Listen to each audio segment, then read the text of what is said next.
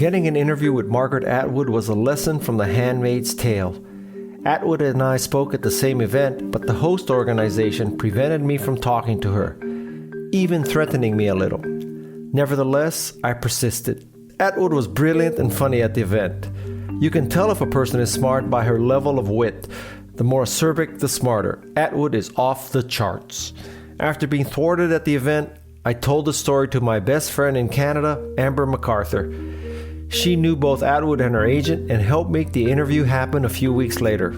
So this is Margaret Atwood, writer, poet, speaker, and predictor of the future, two-time Booker Award winner. By the way, this podcast contains a touch of profanity. Yes, that's right, Atwood let an F-bomb fly. She is an inspiration to everyone who is trying to resist a dystopian, theocratic, fascist society. All I can say is thank God, the living, sympathetic, empathetic, inclusive, truthful God for Margaret Atwood. This is Guy Kawasaki, and this is Remarkable People. And now, here is Margaret Atwood.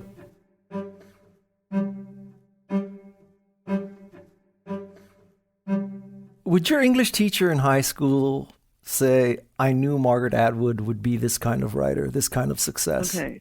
I had a couple of English teachers in high school. Would any of them think that? Okay, so my favorite was called Miss Florence Smedley. Miss Florence Smedley had long white floating hair, and she used to revolve in a circle while reciting Kubla Khan from memory. She made a deep impression on me. And they came back years ago to do a documentary section on me once I was, quote, famous. And they asked her that English teacher question, and she said, quite admirably, she showed no particular promise in my class. So usually, of course, you get, oh, yes, I knew it once, she was so talented, etc. But in this case, Miss Florence Smedley was correct. I wasn't showing any particular talent in her class. I was too busy watching her revolve around in a circle. But my next English teacher, called Miss Bessie Billings, was quite keen on what I was by then writing. And I wrote a short story about Miss Bessie Billings, her real name, and it is called My Last Duchess. And that was her teaching style. She was quite a famous English teacher. She sort of hauled you by the back hairs through the curriculum that we had to do in order to pass this terrifying set of exams that was going on in the 50s. And she was awfully good at it. And would she say so I knew? kept in touch with her in later years, and she was very keen on my by then accomplishments. But she's also the one who famously said about a poem of mine that I showed her, well, I can't understand a word of this, dear, so it must be good. Okay. I love that story. Wait a minute. No, I don't think so. Yes, anyway, she was quite encouraging. I've seen and read things where you say you knew you wanted to be a writer at 16. Yes, I did, but of course I was quite ignorant of what that might involve. I knew nothing about publishing. I knew nothing about any of the processes, and that was because Canada in those years was very much a backwater, and we hardly had a native publishing industry then. Well, if you had known what you were getting into, would you have continued? Probably yes, but more advisedly. I mean, I was so lacking in knowledge of anything that I went and got a copy of Writers' Markets. And Writers' Markets listed at the back all of the kinds of writing that you could sell and how much you would get paid for it. And none of them were the kinds of things that I really wanted to do, but it was basically magazine markets. And the ones that paid the most were true romance magazines. So I thought, I can do this. Wrong, as it turned out. I couldn't. I thought I was going to write true romance stories. of the kind the magazine would have a girl with a tear coming out of her eye in the foreground, and then there would be a different girl with a young man in the background, and that was the plot. Oh, God. I thought I could do this, but you actually have to have you can't just do it cold, as it turns out. I could think up the plots, but I could not believe in them. And so how did you make this transition? From what to what? Well, from, reading magazines about romance novels to becoming what you are. Okay, well, the romance the true romance stories were a failure. That was not going to be how I was going to make my living. So I did end up, after a flirtation with being a journalist, from which I was dissuaded by a second cousin who really was a journalist, and who said, if you work for a newspaper, you will write the ladies' pages and the obituaries. Remember, it was the mid-'50s. Mm-hmm. So I thought, well, I don't want to do that. So I hide-hoed off to university and took English literature.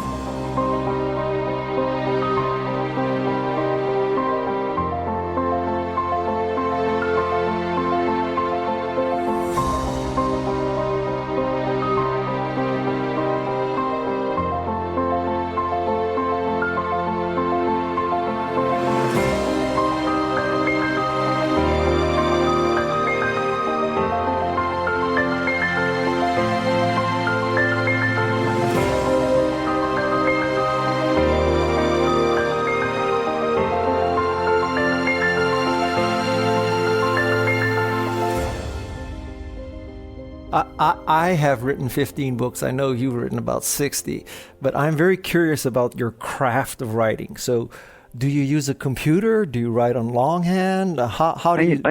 I usually kick off in longhand because that is, in fact, how I learned.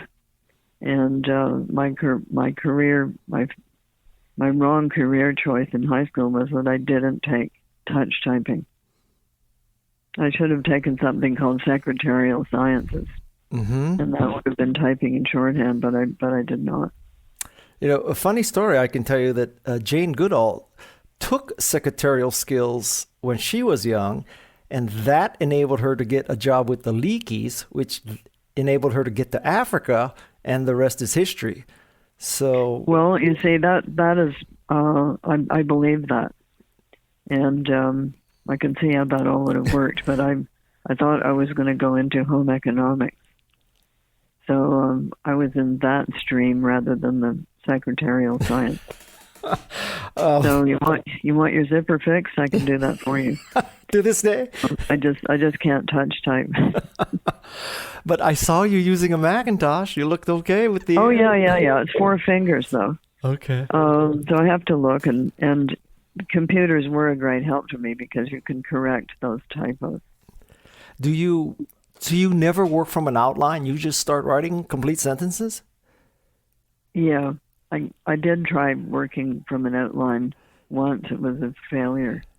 So once I'm quite thoroughly into it, I start pushing things around and rearranging them, and that starts looking like a pattern. But I need to get in first. How do you push things around and rearrange them if they're all on paper? Well, it used to be called cutting and pasting. We actually used scissors and Scotch tape or paste. So you could cut chunks of type out and stick them in other places. You can do that on a computer quite easily. Yes. Do you have a discipline where you get up in the morning and you write first before you get distracted? I would really like to have all those things you're supposed to have, but it's too late. I'm afraid it's pretty haphazard. Planes are good. Airplanes? Trains are good. Trains are good if they're not too rattly. Because there's no distractions? You got it. Huh. Yeah, when people ask me, well, where do you write? I usually tell them, well, United 3A is my best place. So, which is a lot. United 3A.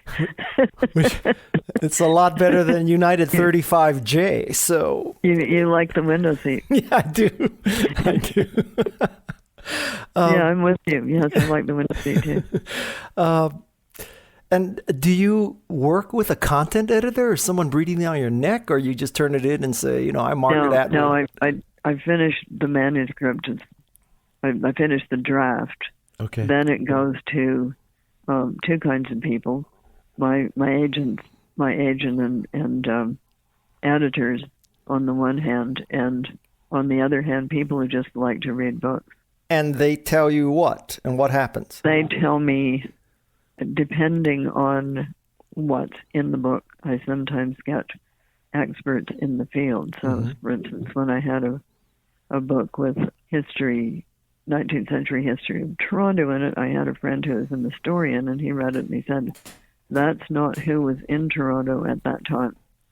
There weren't any Italians, but there were some Germans. So I changed the demographics, things like that. Or, for instance, I wrote a book in which the narrator was a young man with commitment issues. So I got a reader who was a young man with commitment issues to see what he thought of it. And he said the following. He gave me 2 tips. He said, first of all, don't say what in the fuck, say what the fuck. And second, he said, that's not how you smoke a joint. But then I said, but what do you think of how did I do the character? What do you think of that? And he said, well, And then he said, how did you know? So I took that as a yes. But earlier on, I had another male narrator, and I gave it to the man, and he gave me a very good tip, which I wouldn't have thought of. He said, you cannot shave off a full beard with an electric razor. So you have to cut it with the scissors first? Well, you have to cut it with a straight razor. That'll take it off. But if you start with the electric razor, it'll just get all snarled up. So electric razors are just good for close shaves. And I'm surprised you didn't know that. Well, what can I say? I could never grow a beard. I don't have enough testosterone. Well, there you are. Yeah. You've never had to have that experience. I learn something every day, Margaret. So yeah, so did I, and luckily I could then change that part of the text. Well, because if you make a mistake like that, you're going to get a lot of once upon a time letters. Now, social media beginning, you idiot, don't you know anything? I'm going to read you a short passage from Handmaid's Tale. So, she was fumbling in her robe for her pass, and they thought she was hunting for a bomb. They thought she was a man in disguise. So basically, you wrote that, 30 some odd years ago. Yepers. Yeah, and how do you come up with something like that? That was it's you, George Orwell, and Arthur C. Clarke. I mean, what special gift do you possess that makes you come up with something like that?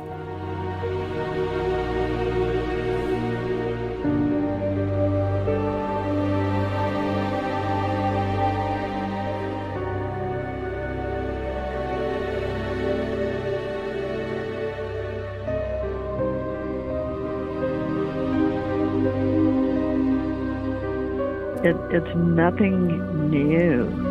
Yeah. It's patterns that repeat. So George Orwell called his book 1984 because essentially he was writing about 1948. He was writing about Stalinism, and he was writing about what that would feel like if it were in England. And Arthur C. Clarke, are you thinking of Hal the Computer or which of his creations? Yeah, that one. Yes, Hal. I mean, well, people were already worried about that. Yeah. And Fahrenheit 451, another one. Yeah. So I read a lot of those books in the 50s.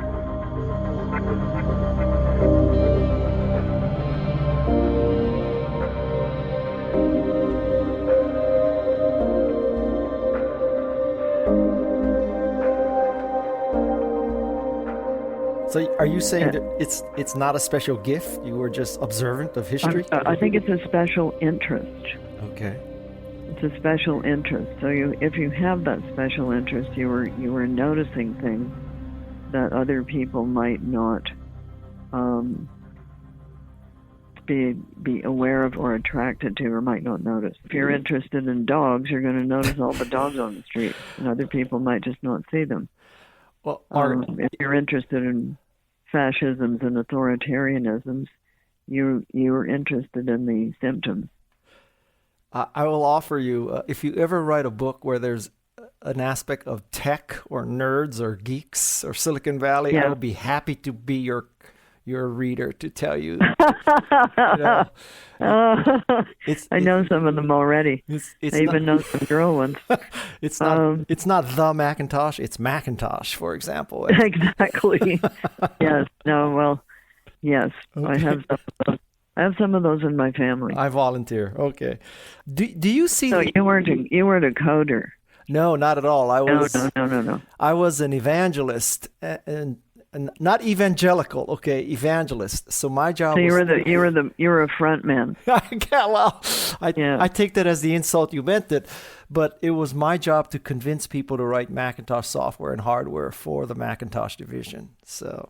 That's so come into our company and do this thing. Yes. So I got my first one when they just had floppy disks. Oh. They had the tiny little window, and they had the floppy disks that would get stuck, and then you would have to use the hairpin to get them out. Oh my God! You're bringing back memories. Yes. Well, you know about Hal the paperclip? No. No. You mean the paperclip that you unbend to stick into the hole to pop out the disc? Okay, so once upon a time on one of the programs, there was a little guy in a box who would come and dance around on the screen when you were having problems, and he would particularly say things like, "You seem to be trying to write a letter. How may I help you?" And then he would jump up and down. It was a cartoon image. But there was another one called Hal the Paperclip that would similarly appear and try to give you a hand. And it had a great big googly. You don't remember this? No, I don't. Maybe I never had trouble. Maybe you didn't. Yes, I never somehow got that program, but I did used to get the little guy in the box, and I was quite fond of it. That's funny. Do you think the impact of fiction is increasing or decreasing? What with all the social media and everything else that's happening? Fiction. I think it's increasing. And why? Why? Well, it seems everybody wants to be a writer. Yeah. So I refer you to a social platform called Wattpad. Mm-hmm. You know about it? It's like a platform for people to write books, and they help you structure things. It's a story sharing site, so they typically write in installments. They're typically quite young, and they can do it on their phones. And it has a huge membership. So I think of those kinds of things as literacy aids. So they help people to be interested in reading and writing. I have to say, I'm so impressed you know all about that kind of stuff, and in your talk at the Facebook event, you talked about a product called, I think it's Stasher or Stash.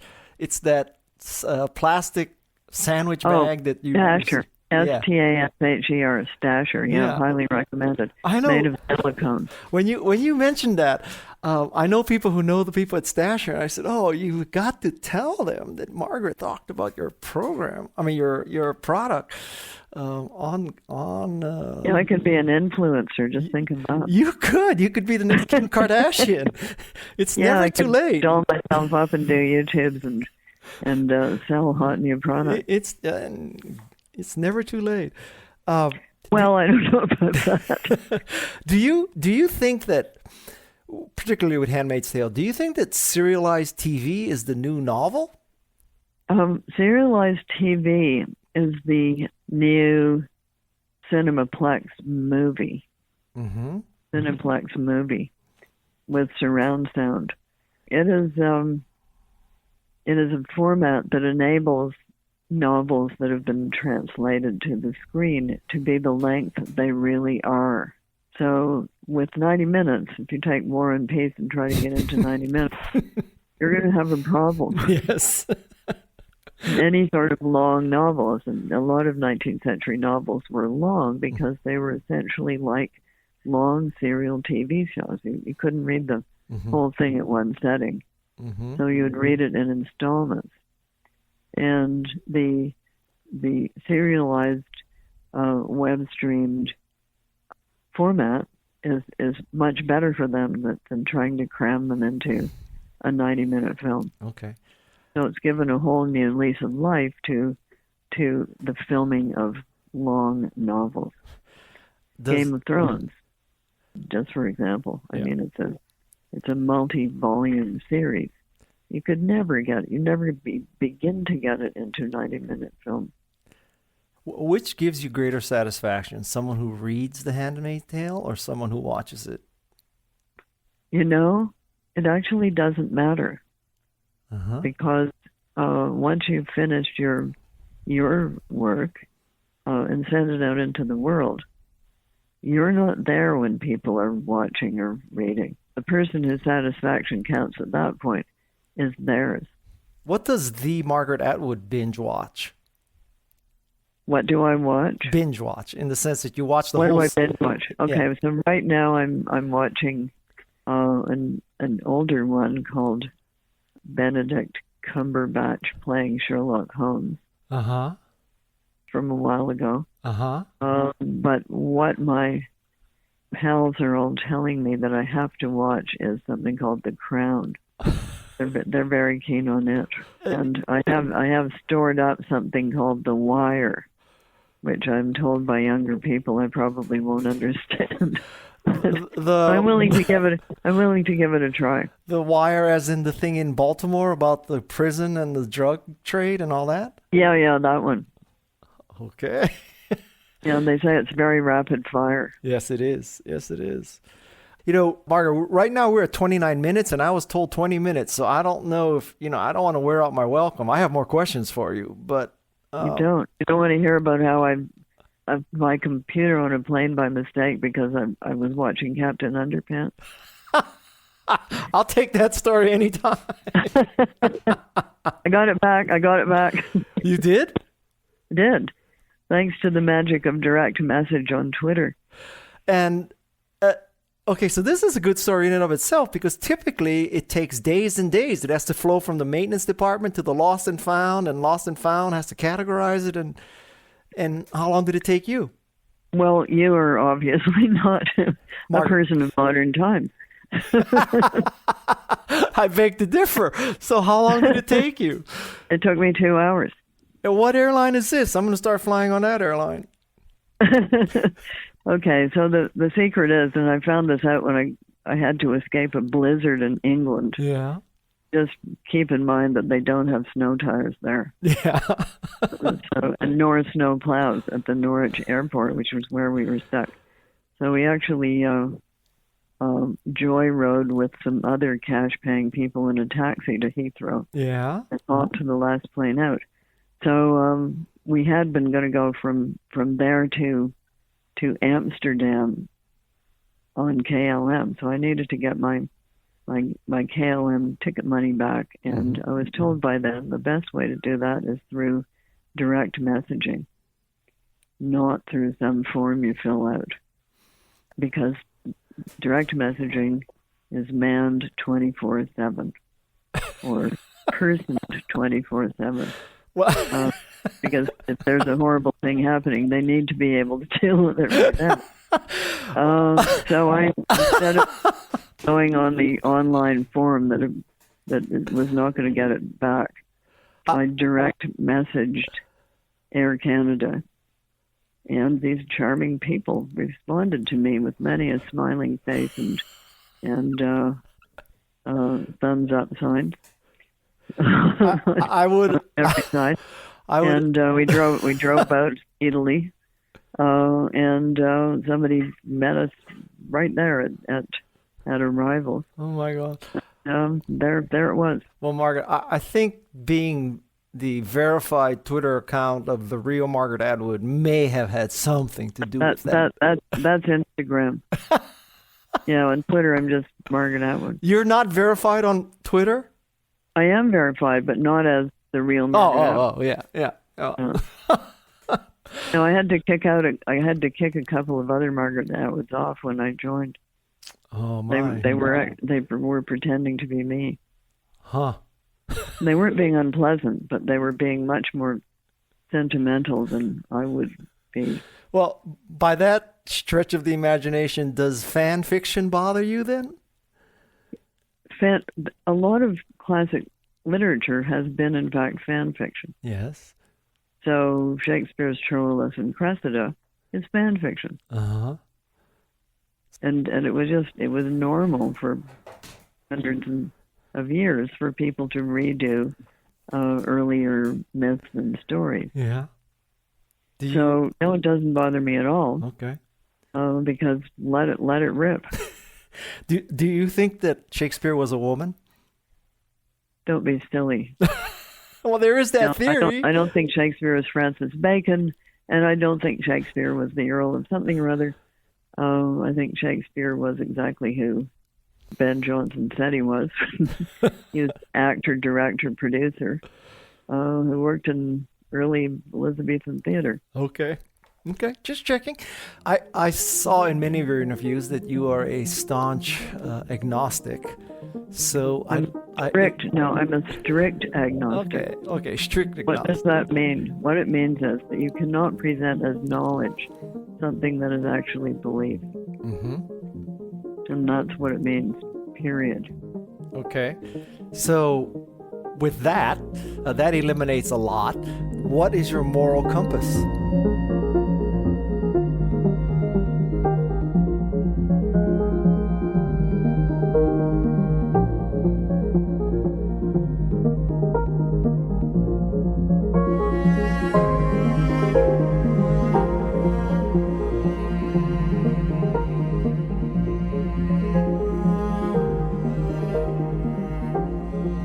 Oh, my moral compass is a different thing.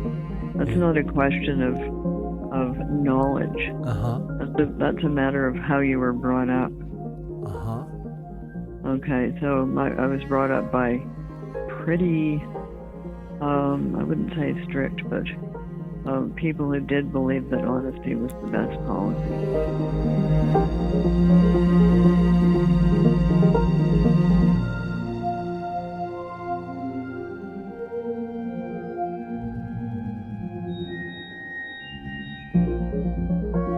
So it's your parental influence. Oh, I would say most people do, don't you?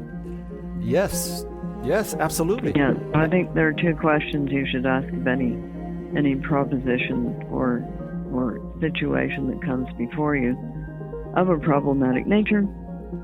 And the first question is it true? And if it is true, is it fair?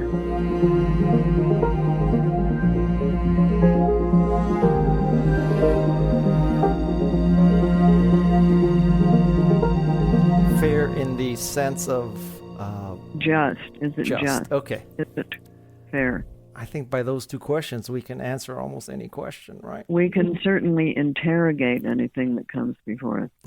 Yes. So if the answer to is it true is no, it's not true, then you can also then say, if it's not true, is it fair that people are acting as if it is true? Is it fair that they're doing these things, even though it's not true? So was it true that 19 people were practicing witchcraft in Salem, Massachusetts? No, it was not true. Was it fair that they got hanged? No, it was not fair. Is it true that women are intellectually inferior by nature of their gender to men and capable of nothing but gibberish and can't reason? No, it is not true. Is it therefore fair that they should be treated that way? No, it is not fair. No. Do you get the gist? Yes. Is it true that all men are rapists? No, it is not true that all men are rapists. Is it fair to treat them as if they are? No, it is not fair. Do you think that all men are flawed? All people are flawed. Okay. Why is it that all people are flawed, men are people, therefore all men are flawed. Similarly, yeah. All people are flawed. All women are people, therefore all women are flawed. So we're all flawed. Why is this a problem? Nobody's perfect. Do you think that bad people create bad times or bad times create bad people? Oh, it's a feedback loop. Mm-hmm. Some of both. So do you see a way out of this mess that we're in? Of course. And? Well, I'm thinking of doing something called the Blog of Hope. And on the Blog of Hope, I will put all of the hopeful things and all of the ways out of the mess. Now, by mess, which particular bit of the mess are you talking about? Because it's multifaceted mess. Misogynism, racism, women's rights being trampled on, anti-intellectualism, anti-science, just that particular mess. The whole shooting match. Well, let's just cut to the chase and say that unless we solve the warming and acidification of the oceans, none of that's going to matter. True. Okay. So that's one way out. We all die. Next question. The ultimate solution, so to speak. The rest of it, let's just take the women's rights part. I believe in working for structural change, and that is why we did the launch of the Testaments with an organization called Equality Now. And Equality Now works on changing laws that have to do with women and girls to make them fairer and more equitable. So that's one of the ways that you address the mess. You can't legislate a change in people's opinions, but by changing laws to make them fairer, you give people the idea that it's more right than not right to treat people in this fair way. I want to thank you, of course. I also want to reiterate my offer to somehow connect you and Jane Goodall, because, my God, you two would just rock the earth and love each other. So we already love each other. And my last statement to you, of course, besides my gratitude, is that I do believe that you are a Canadian who has the right to brag. Okay? Oh, you think so? Absolutely. I may have the right, but I'm also quite prudent. I know that would come at a cost. This was a delightful interview to conduct. I love Atwood's message and appreciate her efforts to prevent the end of the world. Her latest book is The Testaments. It won Atwood her second Booker Award. Read it and spread its message to help prevent making America Gilead again. This is Guy Kawasaki, and this is Remarkable People. Mahalo to Amber MacArthur and Lucia Sino for making this interview happen. No thanks to the people who prevented access to Atwood in Canada. This podcast was produced by Jeff C. and marketing goddess Peg Fitzpatrick. Next week's guest is Wee Man, the star of Jackass, the MTV and movie series, and the only guest who questioned the existence of this podcast.